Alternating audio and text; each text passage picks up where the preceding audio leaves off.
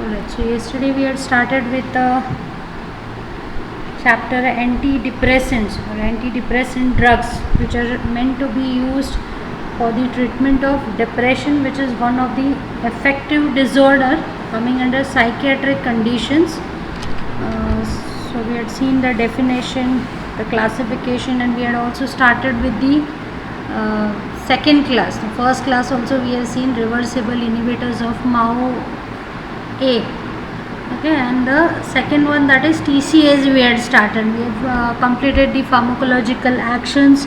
We have seen the mechanism of action, that is they act through inhibition of the reuptake of the monoamines such as noradrenaline or 5-HT, that is serotonin.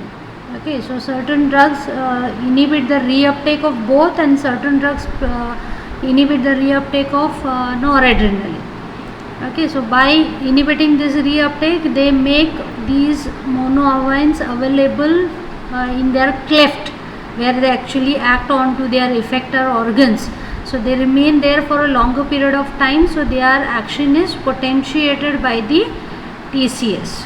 Okay, we have also seen the tolerance and the dependence. It does not have any kind of psychological dependence, okay, because does not produce any kind of euphoria or sense of well-being. So abuse liability is not there with these agents, but some degree of physical dependence may be seen, so that withdrawal symptoms are seen if you suddenly stop the treatment. So gradual withdrawal is supposed to be done.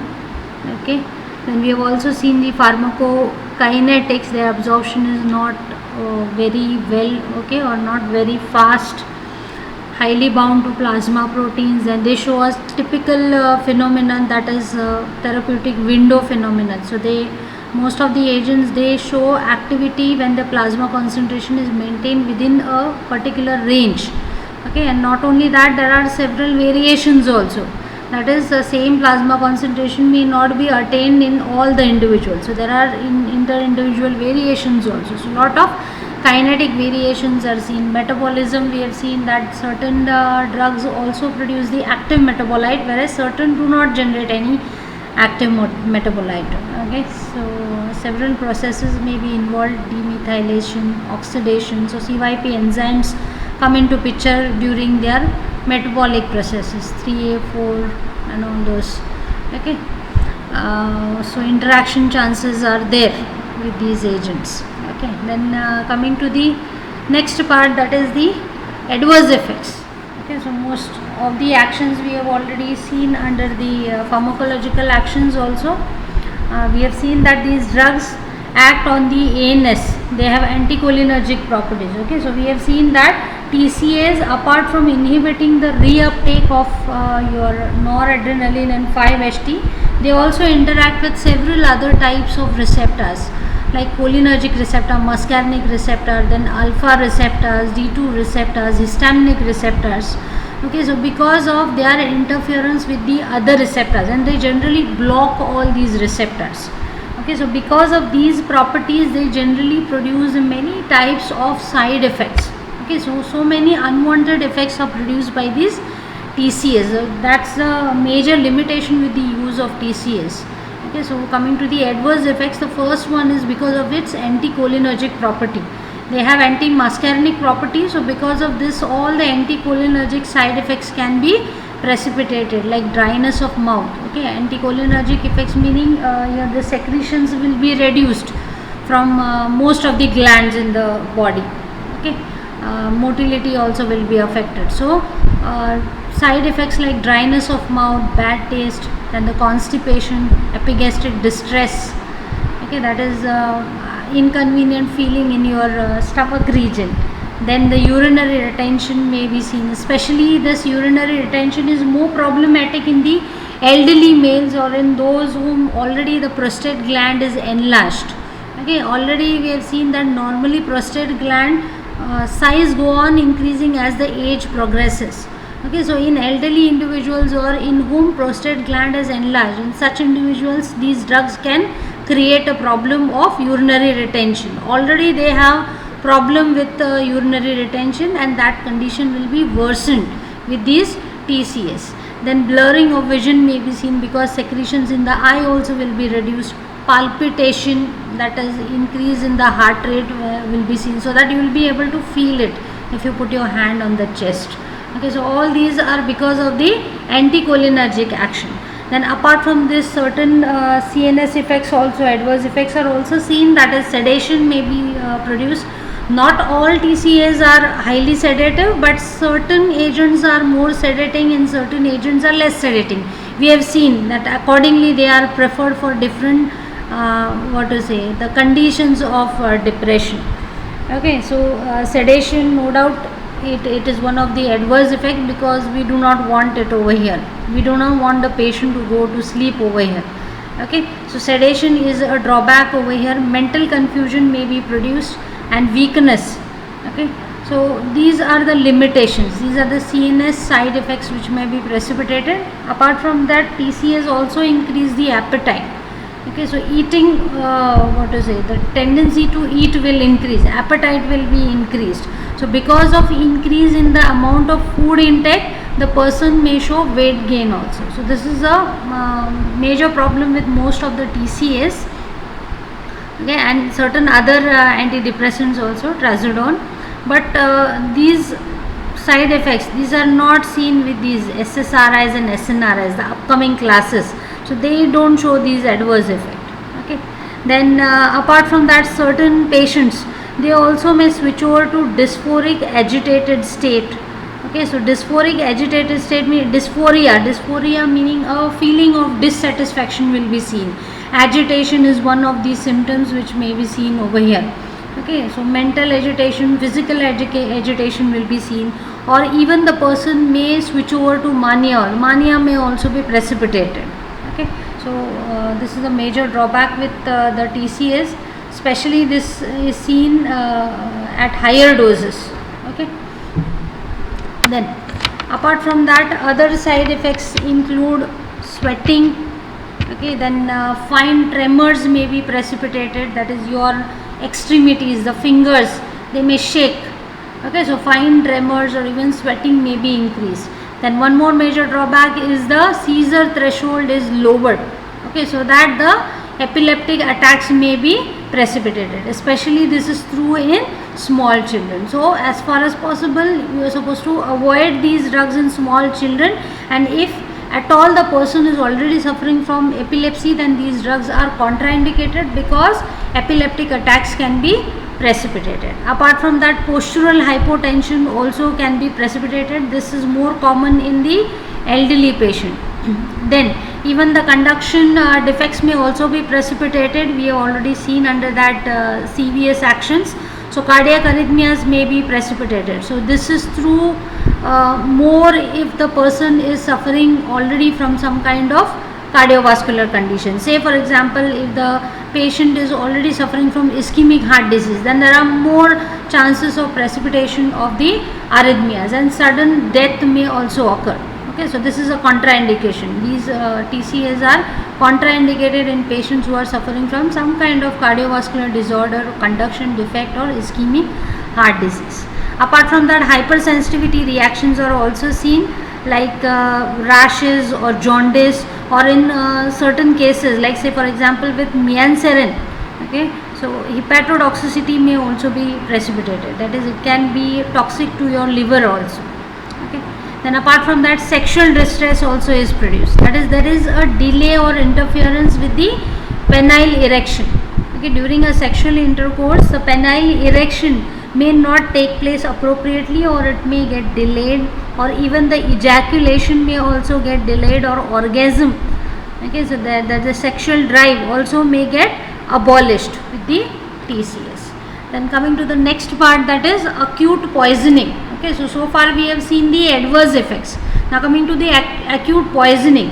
Okay, acute poisoning meaning it is these are the conditions wherein the person may consume the excessive amount of drug.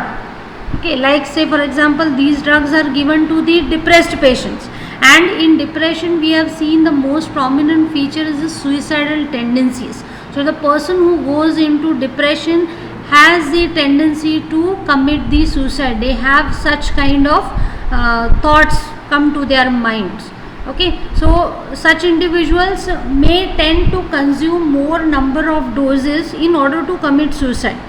Okay, so generally what these patients do, they consume more number of doses at a time to commit suicide. Okay, so self attempted poisoning may be possible with these kind of patients. So at times they can endanger their life also. Coming to the manifestations of the symptoms which may be seen under the acute poisoning, these include excitement, delirium, then anticholinergic symptoms, anticholinergic side effects what we have seen. So such kind of anticholinergic effects also may be produced: constipation, blurring of vision, then talking difficulty, swallowing difficulty, all those things may be precipitated. And this will be followed with muscle spasm. There will be spasm, the contractions of the muscles, and which may even progress to convulsions. As we have already seen, seizure thresholds can be lowered, so convulsions may be precipitated, especially in the higher doses, and the person may even go into coma. Okay, then certain prominent features apart from this may be seen, such as depression of your respiration. Respiratory depression may be seen, so that the breathing may be affected or the ventilation of the person may be affected. Then the body temperature may fall. Okay, fall in the body temperature or fall in BP, low BP may be seen. Okay, hypotension may be precipitated. Even tachycardias, reflex tachycardias may be seen. Even the arrhythmias may be precipitated. Okay, so there are ECG changes. We have already seen that there are conduction defects which may be precipitated by the TCAs. So arrhythmias are quite common in the acute poisoning. Okay, so these are all the manifestations of the symptoms. Now coming to the treatment, how you are going to treat this particular acute poisoning. Now supposing if the patient comes to you within 2 hours, you can give the gastric lavage. Okay, so primary treatment will be the supportive treatment. So within that, the first one is the gastric lavage, that is stomach wash. That is whatever drug is present in the stomach, okay, the unabsorbed drug which is there in your GIT, that can be removed through your mouth. Okay, actually this is not the process of vomiting, okay, but it's the stomach wash. There is a specific technique which is followed if the patient comes to you within 2 hours of ingestion, because 2 hours is the gastric emptying time, after which the gastric lavage cannot be done, or it is of no use, because the content of your stomach has already moved to your intestines, because gastric emptying time is 2 hours. So within 2 hours the stomach content will go into the intestine. So after that the gastric lavage cannot be done. Okay, so if the patient comes to you quickly, or it is brought to you quickly or at early stages, then gastric lavage can be done, so that you will remove whatever unabsorbed drug is there in the stomach of that particular person. Then respiratory depression may be seen, so you can give the respiratory support. Ventilatory support can be given to that person to support the breathing or the depressed respiration. Then fluid infusion can be given, because hypotension is produced, so fluid infusion will help to maintain the BP. Okay, apart from that, other measures also can be used for maintenance of BP, okay, to normalize the BP. Even body temperature falls, so you need to maintain the body temperature also, you have to bring it back to normal. Then if acidosis is precipitated, then alkali treatment has to be given, so it can be corrected by bicarbonate infusion. You need to give an infusion of sodium bicarbonate, so that will counteract the acidity or increased acidity or acidosis which is produced by these drugs. And apart from that, we have seen that convulsions may be precipitated, or delirium, mental confusion which is produced. So these can be treated with the help of IV diazepam. Okay, so diazepam, it is an emergency drug, so it is introduced by IV route. It can effectively control the convulsions. It's an anti-epileptic drug, right? So it can control these convulsions very well. Then arrhythmias which are precipitated, these can be controlled by antiarrhythmics like propranolol and lidocaine. So this is the treatment for acute poisoning with these TCAs. Then coming to the interactions, drug interactions. So what happens when the TCAs are combined with certain other types of drugs. Okay, coming to the first interaction, that's with the directly acting sympathomimetic amines. Okay, so directly acting sympathomimetics basically are the drugs which will produce the action similar to that of adrenaline or your sympathetic stimulation. Okay, so adrenaline or noradrenaline, when it is released from an adrenergic neuron, it goes and binds to the adrenergic receptor and it produces its action. So now what are sympathomimetic agents? So these are the drugs which will produce similar actions to your adrenaline or noradrenaline. So sympathomimetic, directly acting sympathomimetics are the ones which can go themselves and bind to the adrenergic receptors. Okay, now how TCAs will potentiate their action? Because TCAs are increasing the time for which this noradrenaline remains in the cleft. Okay, so this noradrenaline will go and bind to its receptor. So it produces action similar to that of sympathomimetic amines.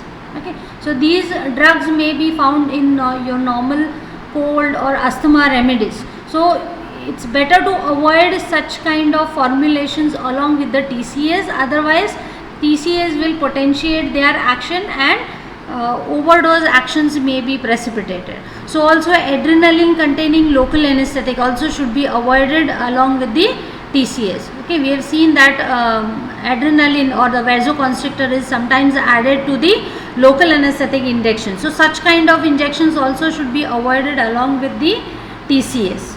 Okay.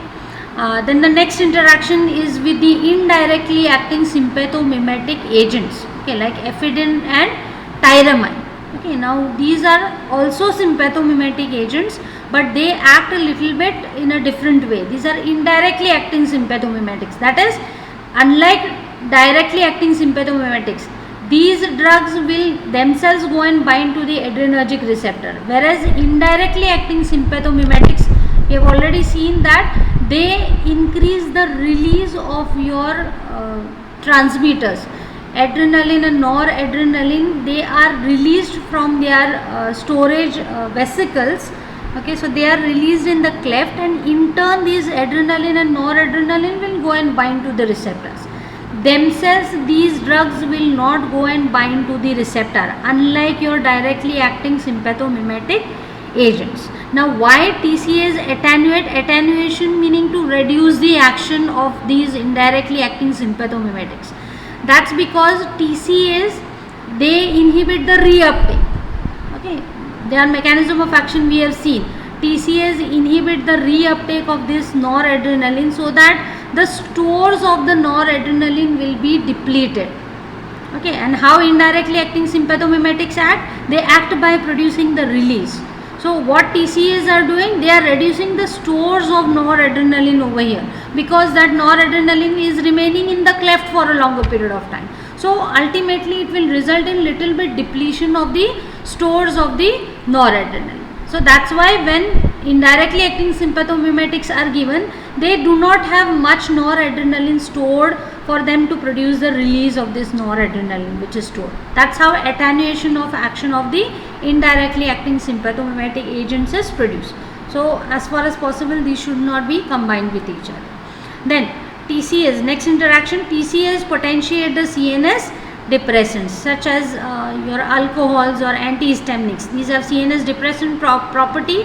So TCAs also have CNS depressant properties. So to some extent we have seen. So both the actions will add up. So they will potentiate the CNS depression which is produced by these drugs. So you are supposed to avoid this combination. Okay, alcohol consumption or antihistaminic drugs are supposed to be avoided. Then next interaction of TCAs is with the guanethidine and clonidine. Okay, both these drugs are actually antihypertensive agent. Okay, both these drugs act by decreasing the release of the adrenergic transmitters like adrenaline and noradrenaline. Release is inhibited by both these agents. Guanethidine is in fact shown over here also. What it does, in fact both of these, guanethidine, it enters inside your adrenergic neurons and they displace this noradrenaline. Okay, so stores are depleted, and also they will decrease the release of noradrenaline in the cleft. Okay, and noradrenaline we know that it is a pressor agent. So by decreasing the release of noradrenaline, guanethidine will produce the anti-hypertensive action.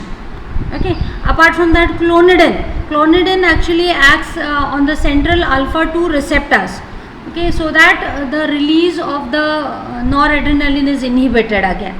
Okay, so both these drugs inhibit the release of noradrenaline. But what TCAs are doing, we have seen that TCAs make your noradrenaline to remain in the cleft for a longer period of time.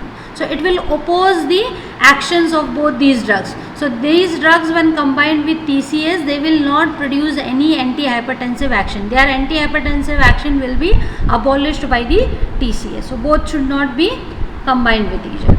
Then next interaction is with phenytoin, phenylbutazone, aspirin and CPZ, that is chlorpromazine.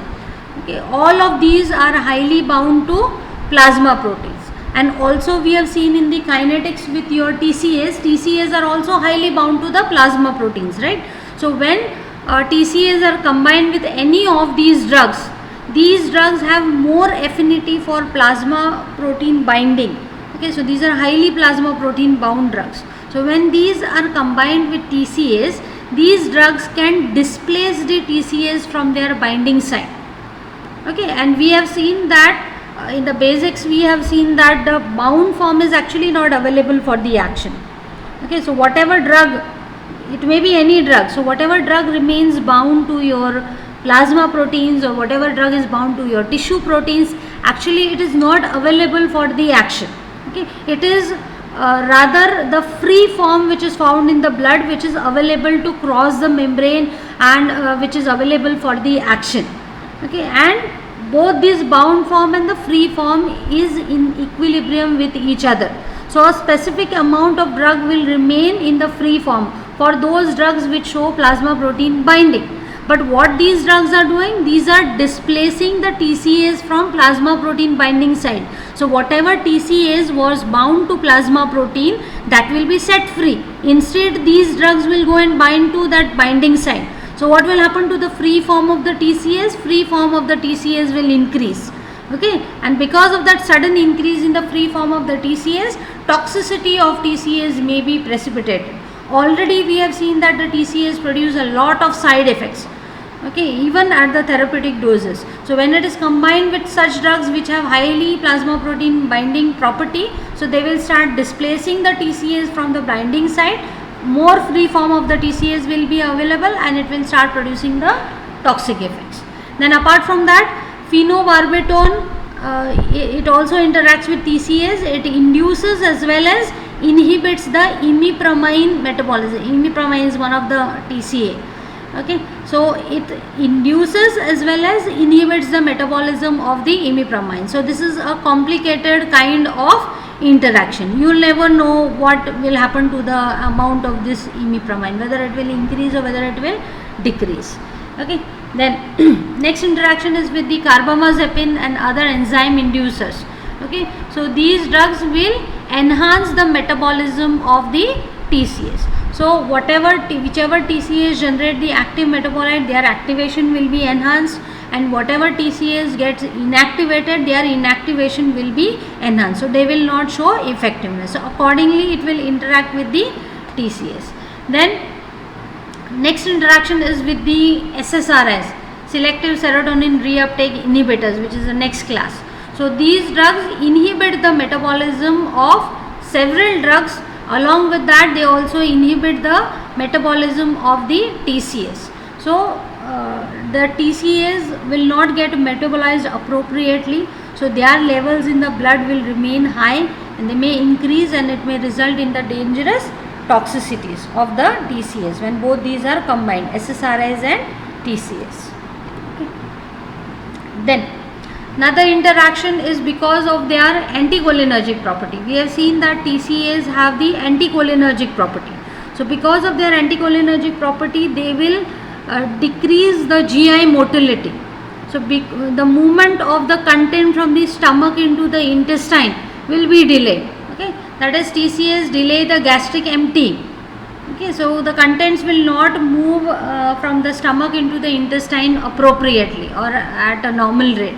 So it will slow down. So what will happen? The contents will remain in the stomach for a longer period of time. And we have seen that most of the drugs get absorbed from the intestines. Even TCAs get absorbed from the intestines, and many of the drugs get in fact absorbed from the intestines, the small intestine. So what will happen? Because TCAs are delaying the gastric emptying, the contents in the stomach will remain over there for a longer period of time. So if any drug is combined with TCA which gets absorbed from the intestine, what will happen to its absorption? Its absorption will be slowed down, or it will retard its own absorption, because TCA also gets absorbed from the small intestine, and also most of the other drugs also get absorbed from the intestine. So it will retard the absorption of many drugs. Okay. However, certain drugs get absorbed from the stomach region. We have seen digoxin, tetracyclines, they mainly get absorbed from the stomach region. Okay, so since TCA is delaying the gastric emptying, these drugs, if they are combined with TCAs, they will remain in the stomach region for a longer period of time. So they will get absorbed at a good rate. Okay, because their stay in the stomach is increased. Okay, then another interaction is with the neuroleptics. Okay, or antipsychotics, which we have seen earlier. Okay, antipsychotics we have seen, they also have anticholinergic property, and TCAs also have anticholinergic property. So when TCAs are combined with the neuroleptics or antipsychotic drugs, their anticholinergic property will add up. So there are more chances of precipitation of anticholinergic side effects. We have seen TCAs produce anticholinergic side effects. Okay, so both have anticholinergic action. So both when given together, they will enhance the anticholinergic adverse effects which may be precipitated. Then the next interaction is with the MAO inhibitors. Okay, monoamine oxidase. I'm sorry, that's a mistake over here. MAO inhibitors, it is MAO.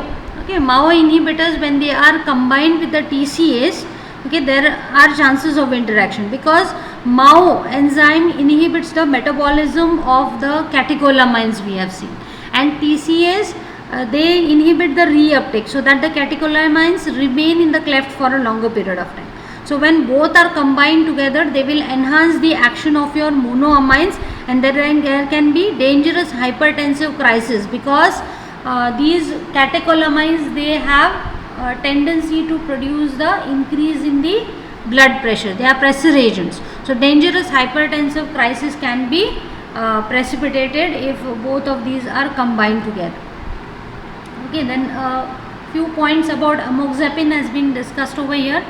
Okay, it's actually a tetracyclic compound, whereas all we have seen that these are tricyclic compounds, but this is an unusual one because it's a tetracyclic compound, and also it blocks the dopamine receptors also.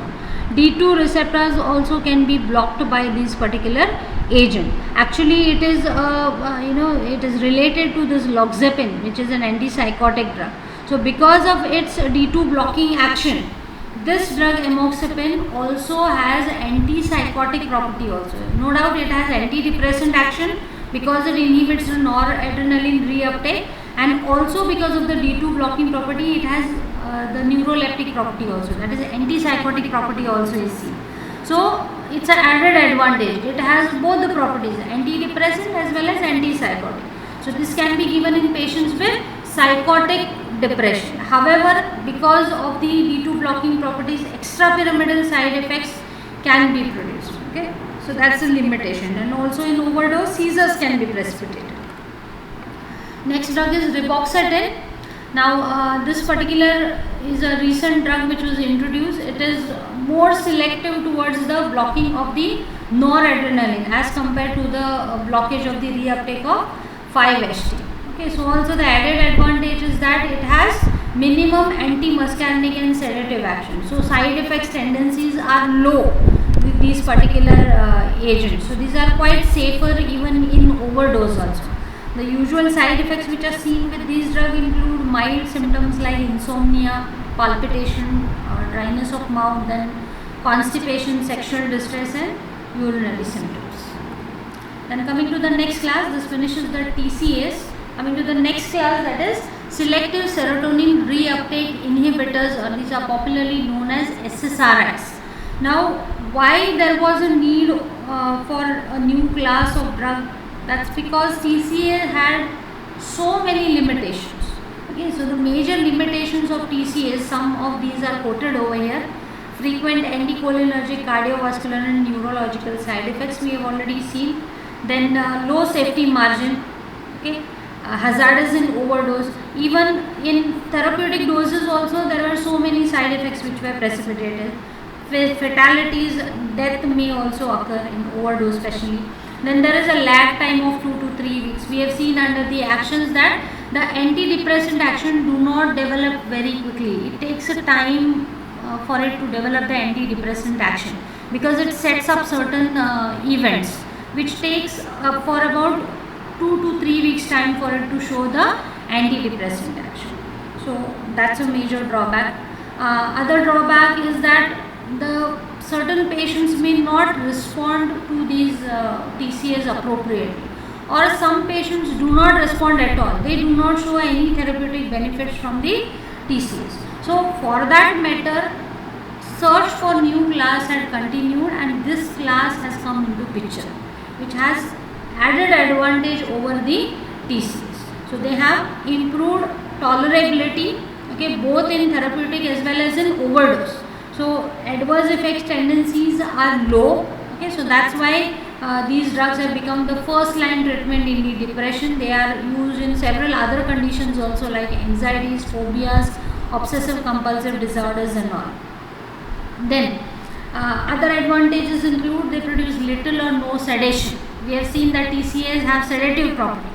Okay, so these drugs have very little, or sometimes certain agents they do not have any sedative property. They also do not interfere with the cognitive or psychomotor function also. Okay, so also anticholinergic side effects are also ruled out with the use of SSRIs. Okay, apart from that, these are also devoid of this alpha adrenergic blocking action. They do not block the alpha receptors. So postural hypotension does not occur with this particular class, unlike the TCAs. So also this class does not have the tendency to precipitate the seizures. We have seen TCAs, they have the tendency to lower the seizure threshold, so that the convulsions may be precipitated. So this is not seen with this particular class. So also cardiac conduction is not affected. Okay, we have seen with TCAs that the conduction, ventricular conduction may be affected, so that arrhythmias may be precipitated. So such kind of conduction defects may not be precipitated with this particular class. So no arrhythmias are precipitated even in the overdose also. Coming to the side effects which may be produced by these this particular class SSRIs, these include mild GI side effect like nausea, only the vomiting sensation may be produced, that too tolerance may develop. Okay. Over a period of time, if this drug is used, this nausea will not be felt later with the continuous use. Then other side effects include they interfere with the ejaculation in case of males, or orgasm may be affected. Then other side effects like nervousness, the person may become restless, insomnia, anorexia, that is the eating disorder may be seen, dyskinesia, that is inappropriate motor movements may be seen. Then the headache and diarrhea may also be precipitated. Then this is a characteristic side effect. Okay, that's because of the impairment of the platelet function. So platelets generally, platelet aggregation controls the bleeding, right? So because of impairment of the platelet function, okay, bleeding may take place in certain regions. Like epistaxis means bleeding from the nose region. Okay, this may be seen, epistaxis. Or ecchymosis, that is discoloration of your skin in certain region because of the bleeding beneath the skin. Okay. Ecchymosis is the bleeding beneath the skin. Your skin is intact, but there is bleeding beneath the skin. Okay, so this will result in discoloration of that skin region, as if there is bruising has taken place. Okay, so these two conditions are characteristic features to this particular class SSRIs due to interference with the platelet function. Then coming to the interactions of SSRIs, okay, when given along with the NSAIDs increase gastric blood loss action. Okay. And when they are combined along with SSRIs, there are more chances of gastric blood loss. So SSRIs should not be combined with NSAIDs, otherwise gastric bleeding tendencies will be increased. Then next, SSRIs inhibit the metabolizing enzymes. Okay, CYP2D6, 3A4 can be inhibited by SSRIs, and we have seen that these two are the very important enzymes involved in metabolism of most of the drugs. Okay, so by inhibiting these two enzymes, these SSRIs can inhibit the metabolism of several drugs. So because of inhibition in the metabolism, the levels, the plasma levels of several drugs like TCAs, we have also seen this interaction in under TCAs also. So the plasma concentration of TCAs will be increased. Haloperidol, clozapine, terfenadine, estomazole, warfarin, beta blockers, some of the BZDs and carbamazepine. Their plasma levels will be enhanced because these drugs utilize these two enzymes or either of these enzymes for their metabolism. So SSRIs, by inhibiting these enzymes, metabolism of all these drugs will be inhibited and their plasma concentration will be elevated. And the next interaction is with serotonergic drug. Okay, now as the name implies, these drugs what they do, selective serotonin reuptake inhibitor. So they will potentiate the action of serotonin, okay, or 5-HT. It will remain in the cleft for a longer period of time and will show its action. Now suppose if you combine any of the other serotonergic drug. So serotonergic drugs are the drugs which will enhance the action of serotonin. Maybe either by enhancing their synthesis or maybe inhibiting its metabolism, enhancing its release or whatever. So such kind of serotonergic drugs, when they are combined along with the SSRIs, it will altogether enhance the action of the serotonin. Okay, there will be greater potentiation of the serotonin and serotonin syndrome may be precipitated. So characteristic manifestations or characteristic symptoms will be precipitated, which are collectively called as serotonin syndrome. So symptoms like agitation, restlessness, rigidity, hyperthermia, that is increase in the temperature, body temperature, delirium, then sweating, twitchings, okay, that is involuntary contractions of your skeletal muscles, contractions and relaxations alternatively may take place. You are not making them to contract, but they are contracting and relaxing on their own, involuntarily. Okay, and sometimes convulsions may also be precipitated. So all these symptoms collectively are known as serotonin syndrome, which can be precipitated if SSRIs are combined along with any of the serotonergic drug, which will result in greater potentiation of the serotonin. Then coming to the tolerance and the withdrawal. Now over here, tolerance to the antidepressant action is seen. We have seen with the TCAs, tolerance does not develop to the antidepressant action. Okay, but here with SSRIs, with continued use of SSRIs, tolerance to its antidepressant action can also be seen if you use this drug over a period of time. Okay, then there are certain withdrawal symptoms also. Okay, like the treatment, the continuous treatment, if you stop suddenly, the conditions like paresthesias. Paresthesias meaning a group of conditions wherein pricking sensation is produced. Just like if someone pokes you with a needle, that kind of sensation, or tickling sensation or tingling sensation you will get. Then body ache, then bowel upset may be seen, diarrhea, constipation, such kind of conditions may be precipitated. Agitation may be seen, okay, and sleep disturbances may be precipitated in certain individuals if you suddenly stop the treatment. So over here also gradual withdrawal is advised. You are not supposed to stop the treatment abruptly or suddenly. You should lower the dose and then stop the treatment. Then coming to the individual drugs under this, the first one is fluoxetine. This is a bicyclic compound. It's a prototype drug of this SSRIs. This was the first agent which was discovered, and it's the longest acting agent out of all the SSRIs. If you can see, the plasma T half-life of this drug is 2 days. Okay, so T half life is 2 days. That is the time required to reduce its plasma concentration to half of its original level. Okay, it's 2 days, and even it produces a active metabolite after demethylation of this fluoxetine. An active metabolite is generated, and that active metabolite has a T half life of 7 to 10 days. So it's quite a long acting drug, longest acting drug out of all the SSRIs. Okay. Then this fluoxetine also has been used in small children, okay, who are suffering from some kind of disorders. However, this is supposed to be used only if psychotherapy fails. Psychotherapy is a kind of condition wherein you talk to that person and you try to encourage that particular person. So here drug treatments are not involved over here. Okay, so if this psychotherapy fails, then and only then you should switch over to these drugs, especially in the small children. Otherwise, it is not preferably used in small children, especially below 7 years. Okay, then if you can see the adverse effects, agitation and dermatological side effects, these are more with fluoxetine as compared to other SSRIs. Okay, more amount of side effects are seen with this particular drug. Okay, then it also has stimulant action. Okay, so it will worsen the condition of agitation. Those individuals in whom agitation is seen, that condition can be worsened. And the next drug is fluoxamine. This is a little bit shorter acting agent, though the T half life is 18 hours.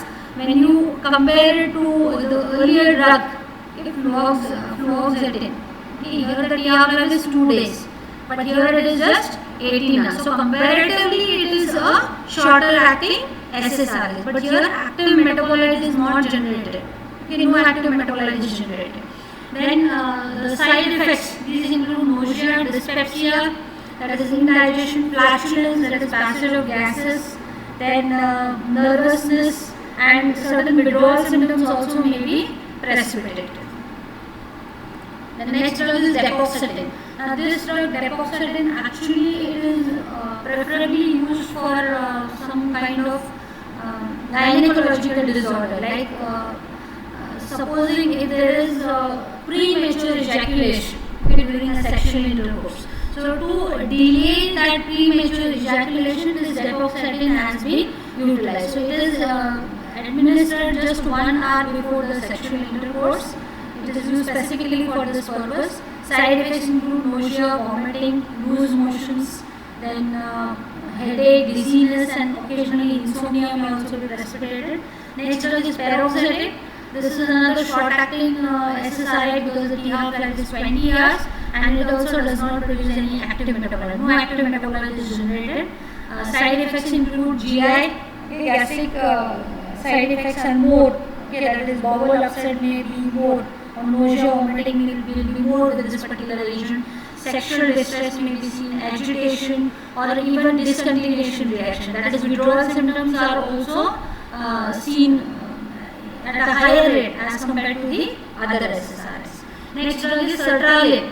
Sertraline, it is a better tolerated agent as compared to the other SSRIs. There is few discontinuation of the treatment due to the side effects.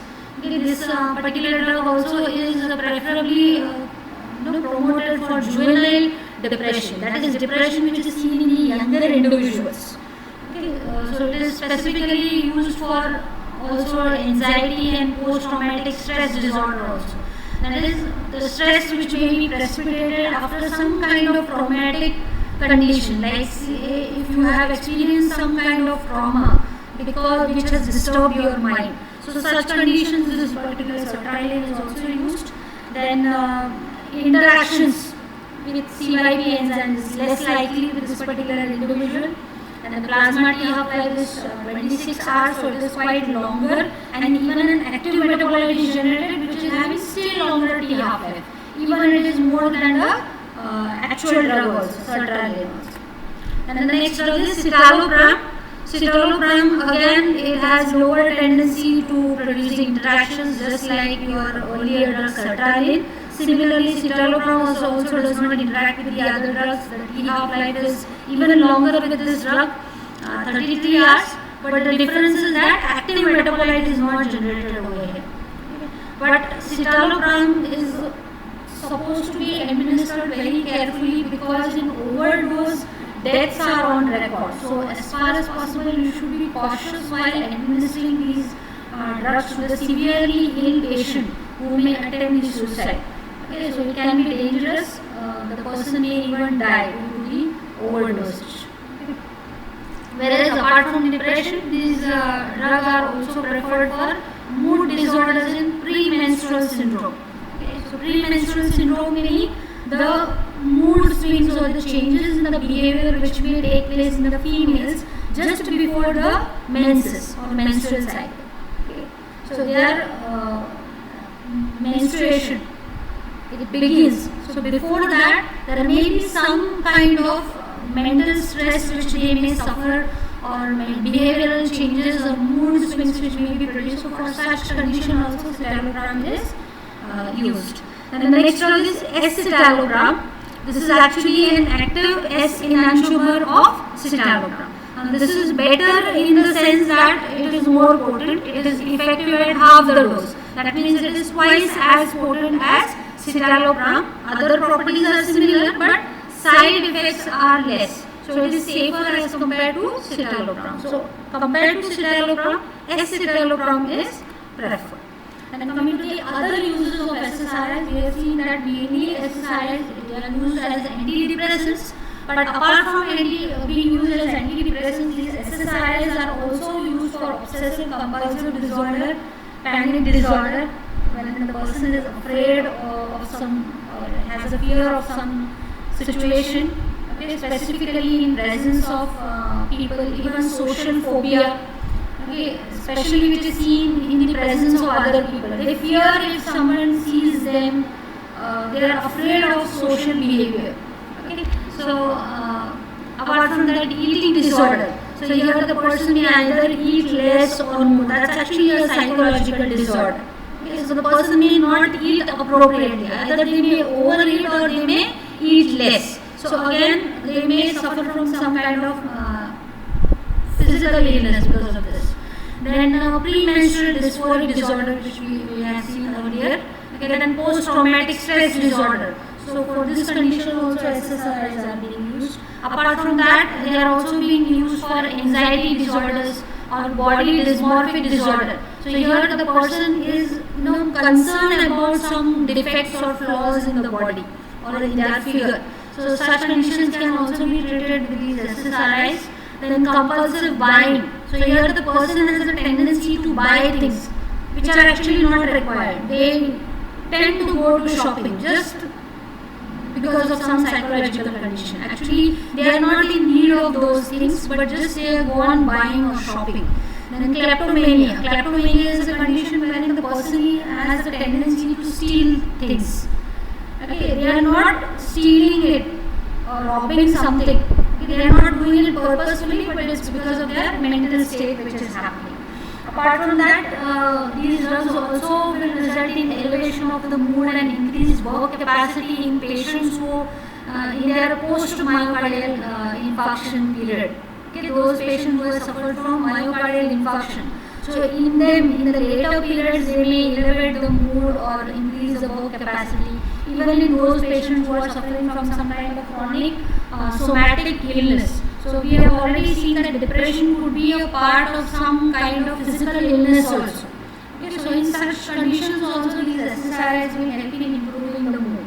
So all these uses, we can conclude that these SSRIs or these antidepressants are not only preferred for the treatment of depression, but also for improving the outlook on life in individuals who they are not actually in depression, okay, but it will help the person to feel good.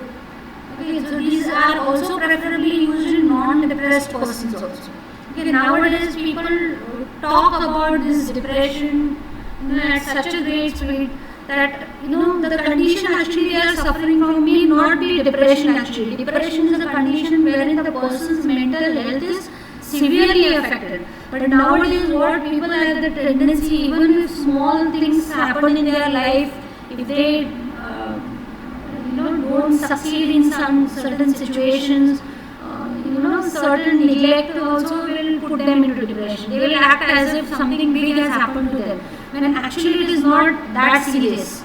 Okay, so nowadays this mental tendency to look into this condition has changed a lot. With small things, people think that they are into depression and something big has happened. But actually it's not the situation.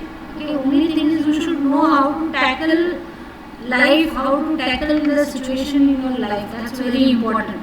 And learn to be happy, that's it, and you never need such kind of drugs in your life. Okay, with this I think we can stop over.